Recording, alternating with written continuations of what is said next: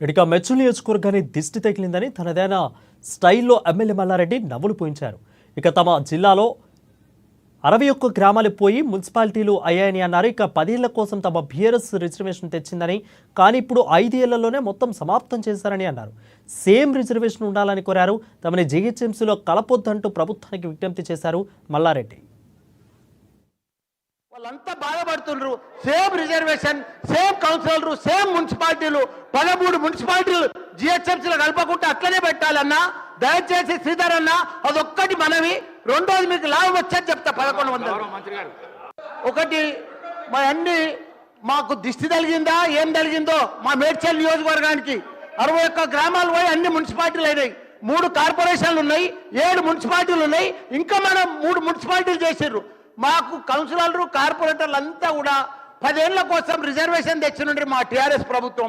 ఇప్పుడు 5 ఏళ్లలోనే మొత్తం సమాప్తి చేసిరు కాబట్టి వాళ్ళంతా బాధపడుతున్నారు.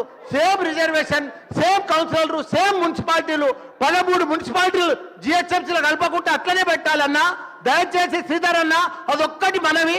రెండోది మీకు లాభం వచ్చని చెప్తా. 1100 ఒకటి మా అన్ని మాకు దిష్టి తగిలిందా ఏం తగిలిందో మా మేడ్చల్ నియోజకవర్గానికి 61 గ్రామాలు పోయి అన్ని మున్సిపాలిటీలు అయినాయి.